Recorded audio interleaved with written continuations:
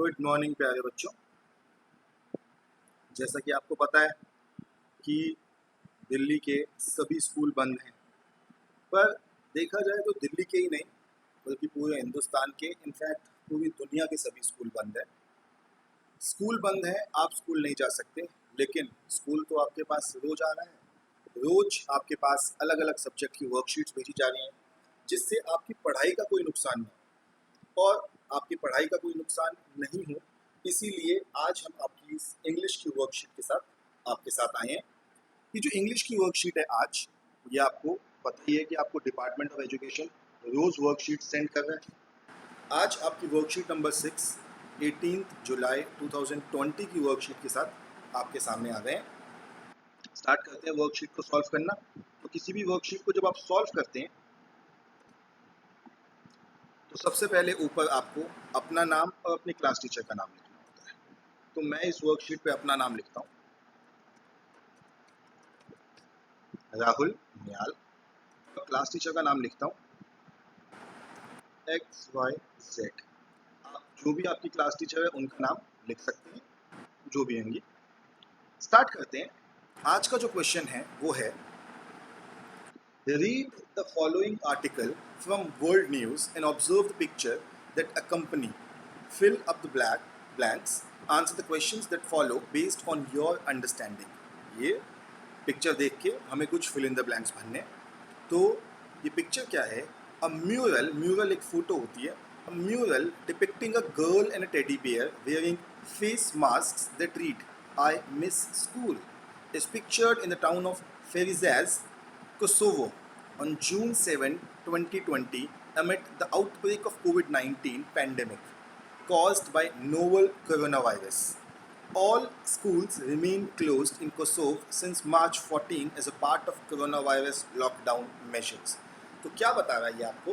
ये बता रहा है एक म्यूरल, एक पिक्चर है जिसके अंदर एक लड़की अपने टेडी बियर के साथ फेस मास्क पहन के दिख रही है।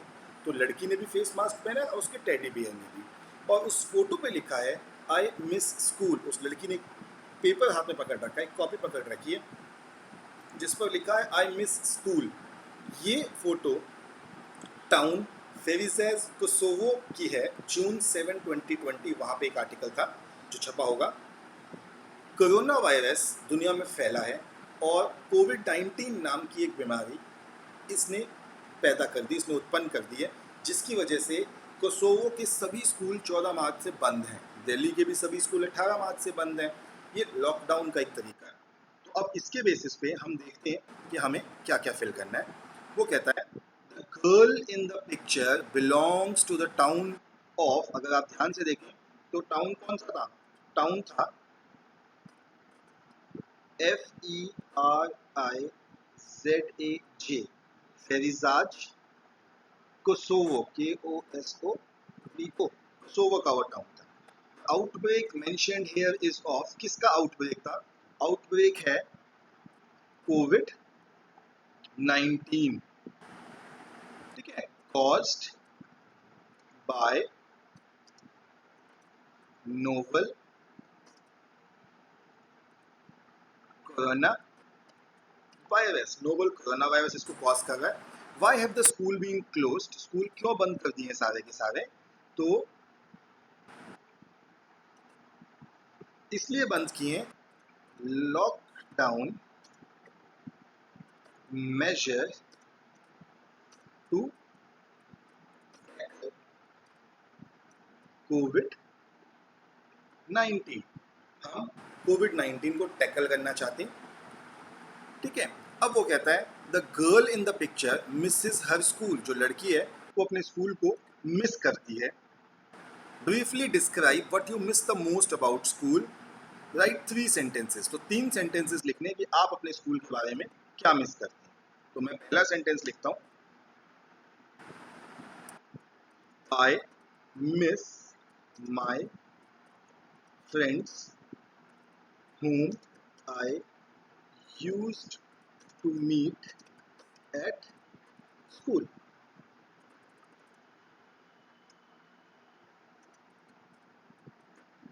जिनसे मैं अपने दोस्तों से स्कूल में मिलता था, मैं उनको मिस कर रहा हूँ।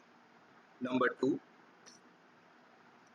I miss my teachers who used to teach me with so much love. मैं अपने टीचर्स को मिस कर रहा हूँ जो मुझे इतने प्यार से पढ़ाते थे. I miss my playground where I used to play. मैं उस प्लेग्राउंड को मिस कर रहा हूँ जहाँ पे मैं खेला करता था. Number 4, I miss the gardens of school. School के गार्डन्स को मिस कर रहा हूँ. Number 5, I miss the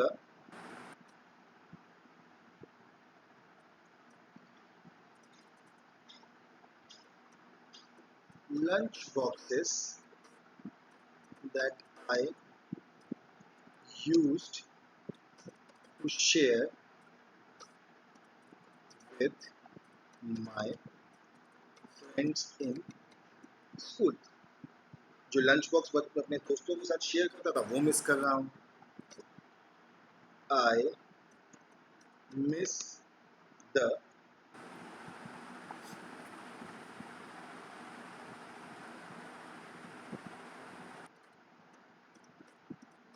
activities done in the school.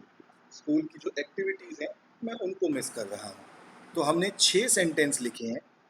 आप चाहें तो आप इन 6 सेंटेंसेस में से किसी भी सेंटेंस को चूज कर सकते हैं. कोई भी 3 सेंटेंस जो आपको पसंद हो उनको चूज कर सकते हैं, या आप इन सेंटेंसेस को अपनी लैंग्वेज में भी लिख सकते हैं. ज़रूरी नहीं है कि आपको यही सेंटेंस चूज करने. आप इन सेंटेंसेस को अपनी लैंग्वेज में चूज करके भी लिख सकते हैं. तो ये 6 सेंटेंसेस जो आपके सामने मैंने रखे हैं वो कुछ इस तरीके से हैं. आप चाहें तो आप अपनी लैंग्वेज में अपने कुछ सेंटेंसेस बना सकते हैं ताकि आप भी दिखा सको कि आप स्कूल के बारे में क्या मिस कर रहे हैं.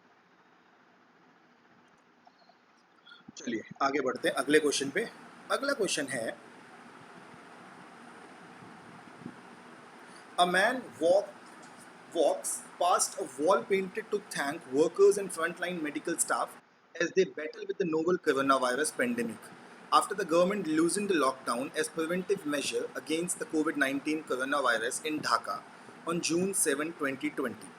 तो जो लॉकडाउन था ढाका में वो थोड़ा सा कम किया गया जून 7. जैसे हमारे यहाँ भी अप्रैल में सब कुछ बंद था, तो जून में थोड़ा कम हो गया. जो ये वायरस था इसका प्रकोप थोड़ा कम हुआ तो लॉकडाउन थोड़ा कम किया गया. इंडिया में भी कम किया गया, ढाका में भी कम किया गया. जैसे अभी आप लोगों के पेरेंट्स ऑफिस जा सकते हैं, पहले वो सब कुछ पॉसिबल नहीं था. तो ये एक पोस्टर जो था जो वॉल पे बनाया हुआ है वो थैंक यू किया गया है वर्कर्स को, फ्रंटलाइन मेडिकल स्टाफ को. क्योंकि अगर आप ध्यान से देखेंगे तो इस टाइम सबसे मेन इम्पॉर्टेंट जो जंग है कोरोना के खिलाफ वो कौन लड़ रहा है? हमारे डॉक्टर्स, हमारी नर्सेस, हमारे फ्रंट लाइन स्टाफ जो आपके घर पे डाटा लेने के लिए आते हैं कि भाई आपकी तबीयत ख़राब तो नहीं है. वो लोग सबसे पहले सबसे इम्पॉर्टेंट तरीके से इस बीमारी से लड़ रहे हैं. तो उन्हीं के साथ स्टार्ट करते हैं क्वेश्चन. आर्टिकल को वर्ल्ड प्रेस से लिया गया है. वो कहता है the man in picture walks near, किसके पास से निकलता है? Walks near wall painted to thank frontline workers and medical staff. तो अगर देखा जाए तो किसके आगे से वो आदमी निकला है? वो निकला है उसके आगे से जो वॉल पेंट की गई है थैंक यू करने के लिए मेडिकल स्टाफ. अगला सेंटेंस है द गवर्नमेंट लूजन द लॉकडाउन. कब लूज किया था लॉकडाउन? अगर देखो तो जून 7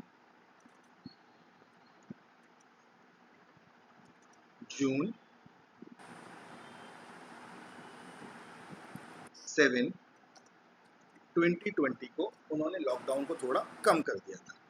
What has been painted on the wall? Wall पे क्या पेंट किया गया है? वॉल पे पेंट, अगर आप पहली लाइन पढ़ेंगे तो लिखा है wall painted to thank workers and frontline medical staff as they battle with novel corona virus pandemic. यानी क्या किया गया वॉल पे पेंट? तो वॉल पे पेंट किया गया है, wall has been painted. Why has the wall been painted? To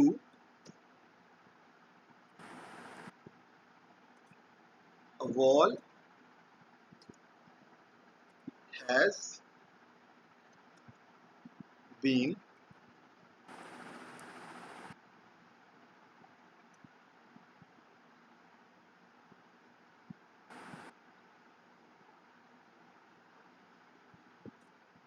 लिखा है wall has been painted to thank frontline workers and medical staff। जो medical staff और frontline है उसके खिलाफ, उसके लिए, करने के लिए। तो what have you also done something to thank people during this time? Write 3 sentences about it। तो आपने क्या किया उसके लिए 3 sentences लिखते हैं। तो सबसे पहली चीज तो we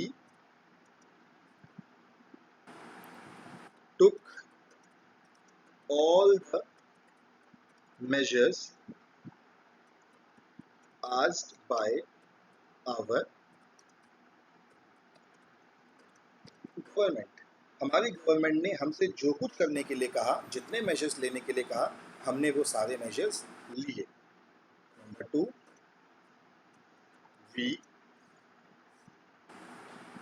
ate all the foods that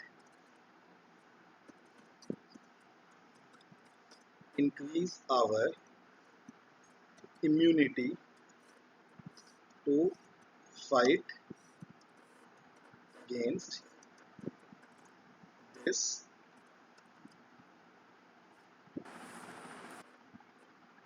disease. जो भी हमें खाना खा सकते थे, क्योंकि अगर हम सही रहेंगे तो हमारे मेडिकल सिस्टम पे जोर नहीं पड़ेगा। We followed lockdown all measures. जितने भी मेजर्स हमें कहे गए थे हमने लॉकडाउन को फॉलो किया। Number 4, we provided information to healthcare workers when they came to our houses। और एक चीज और है, we provided information to health care workers when they came to our house. हमारे घर जो हेल्थ केयर वर्कर्स आए, हमने उनको पूरी इंफॉर्मेशन दी कि क्या कैसे है। वो हमसे इंफॉर्मेशन लेने के लिए आए थे, हमने उनको पूरी इंफॉर्मेशन दे दी। तो इसके साथ आपकी इंग्लिश की वर्कशीट आज की एंड होती है। नेक्स्ट जो वर्कशीट है आपकी वो है एसएसटी की वर्कशीट। तो दोबारा से शिक्षा निदेशालय आपको ये वर्कशीट भेजता है, विद्यार्थी का नाम और कक्षा का नाम, कक्षा अध्यापक का नाम। आज की वर्कशीट संसाधनों के बारे में। भारत में अनेक प्रकार के उच्चाव भू आकृतियां, जलवायु और वनस्पतियां पाई जाती हैं।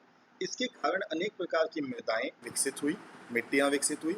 मृदा बनने की प्रक्रिया को निर्धारित करने वाले तत्वों, उसके रंग, गहराई, गठन, आयु व रासायनिक और भौतिक गुणों के आधार पर भारत की मृदाओं के निम्नलिखित प्रकार में उसे बांटा जा सकता है।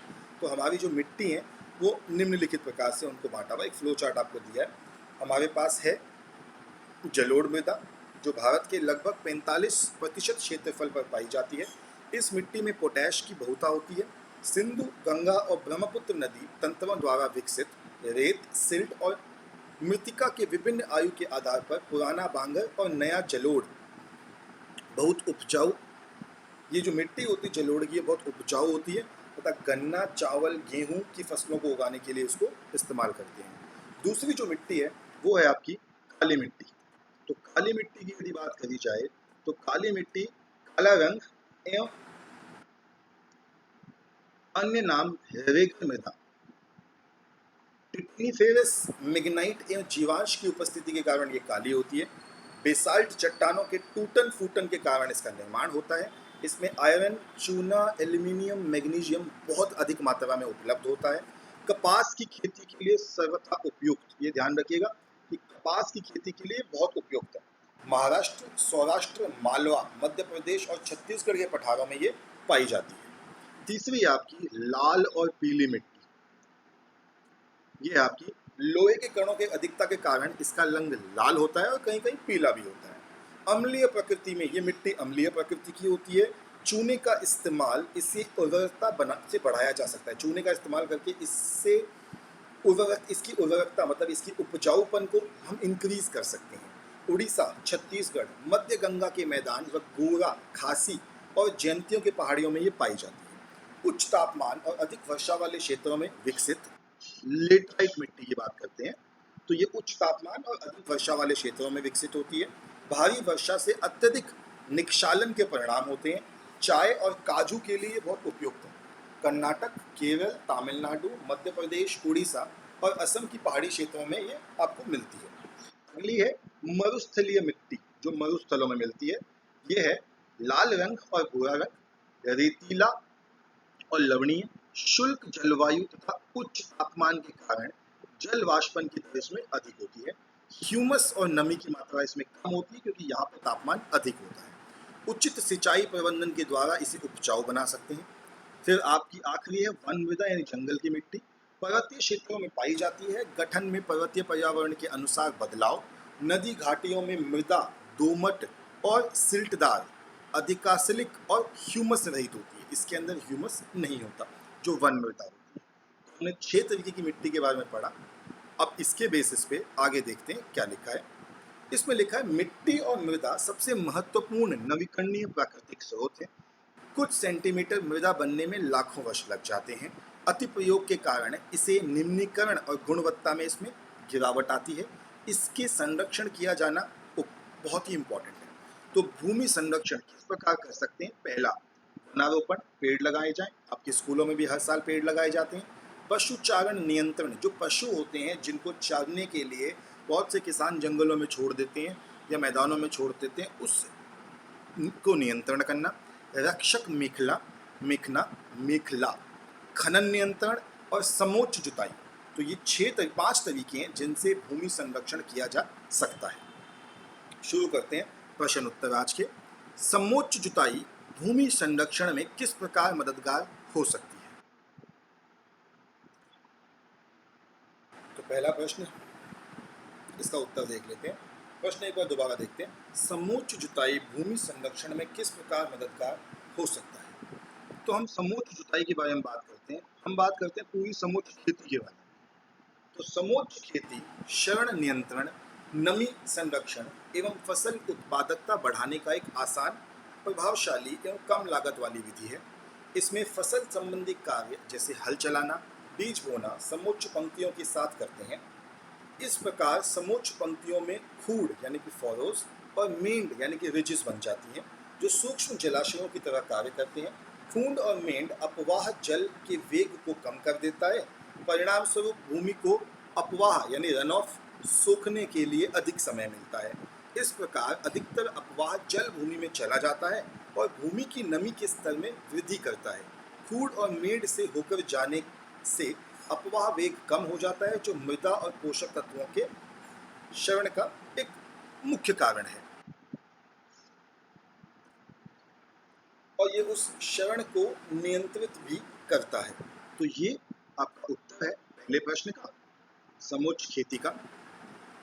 लिखना चाहें तो वीडियो पॉज करके आप लिख सकते हैं। हम आगे बढ़ते हैं फिर। अगला प्रश्न है लेटराइट मृदा की विशेषता बताइए। तो वापस ऊपर आते हैं लेटराइट मृदा पर। हमने देखा कि लेटराइट मृदा है तो इसकी विशेषता बता देते हैं। तो विशेषता है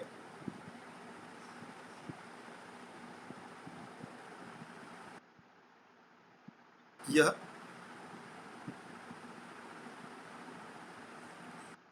उच्च तापमान, अधिक वर्षा वाले क्षेत्रों में विकसित होती है। भारी वर्षा के कारण निक्षालन का परिणाम स्वरूप यह बनती है। चाय और काजू के लिए यह उपयुक्त है। और कहाँ मिलती है? कर्नाटक, तमिलनाडु, मध्य प्रदेश, उड़ीसा और असम की पहाड़ी क्षेत्रों में ये आराम से मिलती है। तो ये आपका उत्तर हो गया दूसरा कि लेटराइट जो मृदा है उसके बारे में आपको लिखना था, ये आपका लिखा हुआ है, पॉइंट पहले से लिखे हुए हैं, आपको सिर्फ नोट डाउन करना है। अगला प्रश्न देखते हैं।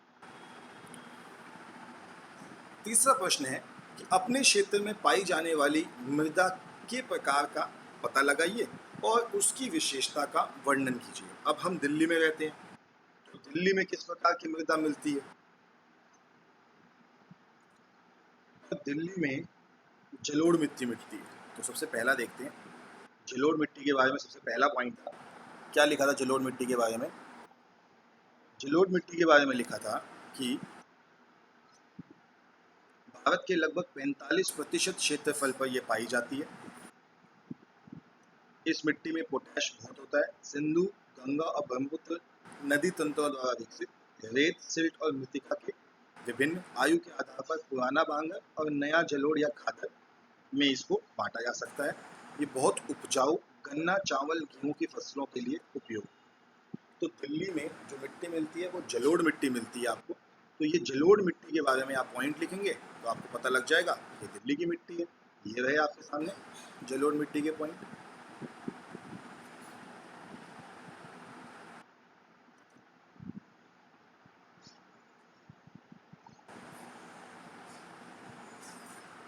चलिए आगे बढ़ते हैं जलोढ़ मिट्टी से। आपका जो आखिरी प्रश्न है उस पर मूव करते हैं कि आपका आखिरी प्रश्न क्या था। आपका आखिरी प्रश्न था कि काली मृदा की विशेषताओं का वर्णन कीजिए। ऊपर आते हैं फिर दोबारा, देखते हैं काली मृदा कहाँ है। तो ये आपका जो दूसरा वाला पॉइंट है ये है काली मृदा के बारे में। तो काली मृदा में क्या लिखेंगे आप? सबसे पहली चीज़ तो काली मृदा के बारे में यही लिखेंगे कि इसका रंग काला और अन्य नाम इसको रेगड़ मृदा भी कहा जाता है। दूसरी चीज़, टेक्नीफेरस, मैग्नाइट एवं जीवांश की इसमें उपस्थिति होती है। बेसाल्ट चट्टानों के कारण टूटन फूटन के कारण इसका निर्माण होता है। आयरन, चूना और एल्यूमिनियम, मैग्नीशियम की बहुलता इसके अंदर होती है। तो साथ ही साथ कपास की खेती के लिए यह सर्वथा उपयुक्त है। तो आप पॉइंट मेंशन करेंगे कि इसमें कपास की खेती करी जाती है। और महाराष्ट्र, सौराष्ट्र, मालवा, मध्य प्रदेश और छत्तीसगढ़ के पठारों में ये पाया जाता है। तो ये आपका यहाँ से लेके और यहाँ तक जो पूरा आंसर है वो हो गया आपका काली मिट्टी के बारे में। तो हमने चारों क्वेश्चन डिस्कस कर लिए। आप वीडियो को अलग अलग जगह पॉज करके अपने आंसर अपनी कॉपी में लिख सकते हैं। चारों प्रश्न डिस्कस कर चुके हैं हम और इंग्लिश की वर्कशीट भी डिस्कस कर चुके हैं। तो बच्चों आज की क्लास यहीं पे एंड करते हैं। कल फिर मिलेंगे आपसे एक नए वीडियो के साथ और कुछ नई वर्कशीट्स के साथ। तब तक stay healthy, stay safe. Thank you.